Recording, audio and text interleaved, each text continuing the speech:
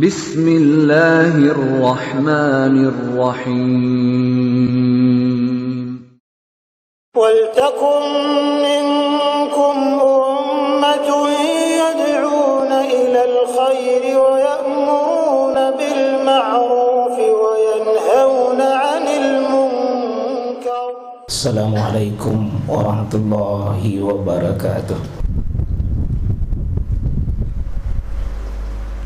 Ini yang kita ilmu syar'i memudahkan jalan surga. Ya. Majelis ilmu yang saya sudah katakan tadi itu tamannya surga. Iza marartum bi riyadil jannah fartau. Wa ma riyadul jannah? Qal halaqaz zikr. Ya, yakni halaqaz zikr. Halaqaz zikr itu adalah perkumpulan yang mengingatkan seseorang sadar hatinya. Bukan berzikir la ilaha illallah, la ilaha, bukan itu. Zikir yang dimaksud kata Imam Ibnu Hajar adalah hatinya sadar mana hak, mana batil, disitulah zikir. Karena itu zikir ini bukan cuma diucapkan, Bang. Ketika melihat timbangan, orang yang berzikir pasti tidak berani kasih curang timbangan. Itu zikir. Kalau bukan suaminya, bukan istrinya, ya diingat ini zikir. Bukan suamiku, bukan istriku, bukan hakku. Disodorkan nota palsu, ya tidak boleh. Ini zikir, baru zikir itu. Hadiri majelis zikir. Ilmu menyebabkan dimudahkan jalan surga. Ini kunci poin. Setiap berilmu memperlebar itu pintu surga terbuka. Jadi kalau ibu mau ke majelis, bapak mau ke majelis ilmu, kasih tahu, "Oh, pi mana, Pak? Mau ke taman surga, nak." Ibu ya, mohon diganti bahasa apa mana? Ya, mak dulu bilang pengajian. Coba kasih segarkan sedikit bahasa ta. Pi mana, Mak? Pergi di taman surga, nak. Kita ganti ya, taman surga. Pasti Nabi bilang orang, ini ngapain taman surga di mana sih ngenjok? Biarkan tuh orang lain penasaran, tambah pusing, tambah stres. Di mana, Pak? Taman surga, nah. Di mana itu taman surga? Di mana, Pak Ustaz? Pasti Nabi bilang aliran sesat di situ. Biar Tommy.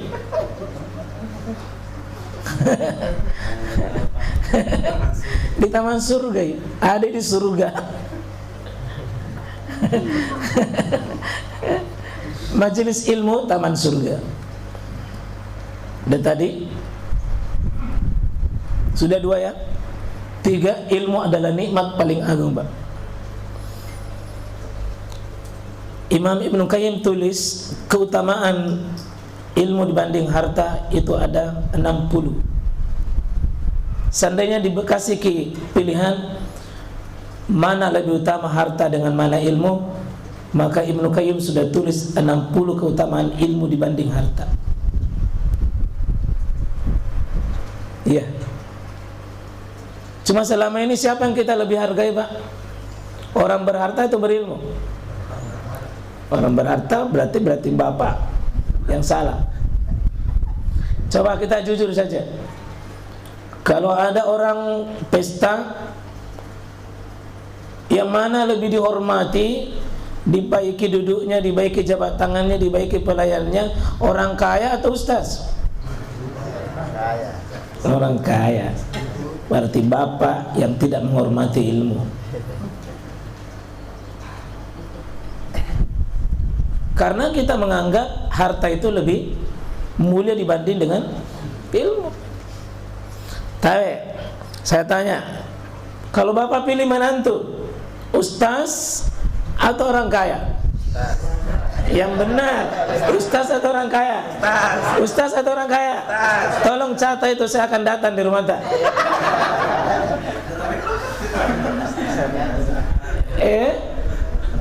Pak, ada ustaz ini mau datang penghafal Quran tapi belum ada pekerjaannya. Iya, jangan dulu ustaz. Hai.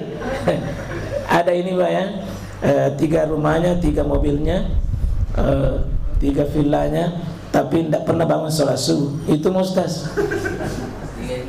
3 juga istrinya lain. 3 istrinya tidak jelas. Ini ilmu Pak adalah nikmat paling agung. Kalau orang sadar ya. Ini coba kita lihat ini. Walaula fadlullahi alaika wa rahmatuhu lahammat ta'ifatun minhum. Sekiranya bukan karena karunia Allah, ini karunia Allah. Karunia Allah. Karunia itu nikmat itu. Dan rahmatnya kepadamu. Tentulah segolongan dari mereka berkeinginan keras untuk menyesatkanmu. Coba ya, orang sesat kalau tidak ada karunia Allah, tidak ada rahmat. Tapi mereka tidak menyesatkan melainkan dia sendiri, dan mereka tidak dapat membahayakanmu sedikit padamu. Dan juga karena Allah telah menurunkan kitab, sumber ilmu dan hikmah yakni sunnah kepadamu, dan dia mengajarkan kepadamu, diajarkan ilmu apa yang belum kamu ketahui. Dan adalah karunia Allah sangat besar atasmu. Camkan bayang, siapa yang diberi ilmu Allah sayang sama dia. Siapa yang dimudahkan berilmu Allah mudahkan kebaikan baginya. Siapa yang dimudahkan ilmu Allah kasih nikmat sama dia. Ketahuilah Pak, saya biasa lihat itu ya, kalau ada anak-anak baru ibunya bapaknya saya lihat kurang berilmu, saya bilang kasihan kamu.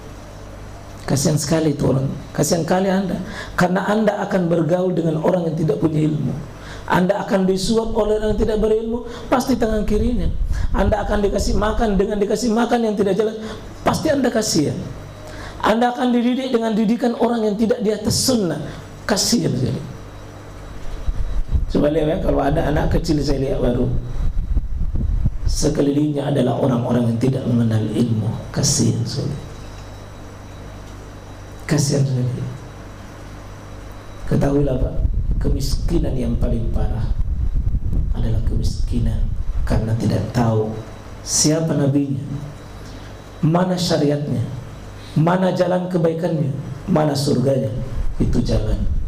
Itulah kemiskinan di atas kemiskinan. Rubah kembali Pak cara kita simpang itu, memandang kebaikan itu dengan cara ilmu. Nah itu Pak ya, kalau ada orang mau melamar di rumah tanya dulu. Ciri orang pencinta harta pasti selalu di mana kerja. Kalau pencari ilmu pasti pertanyaannya di mana belajar. Jujur saja Pak, kalau ada orang datang melamar, pertanyaan tak yang mana, di mana kerja atau di mana mencari ilmu.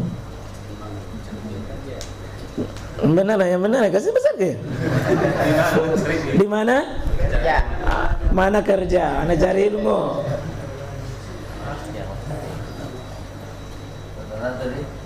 Ya, rata-rata kita di mana? Di mana? Di agana jama. Aga jamanna. Keima jama. Saga jinna sulang. Aga na pa Henry Deno teman sumpah aja. Kasihan. Mana itu suamimu yang kaya jam 9 masih ada tidur. Hei, suami tena buat.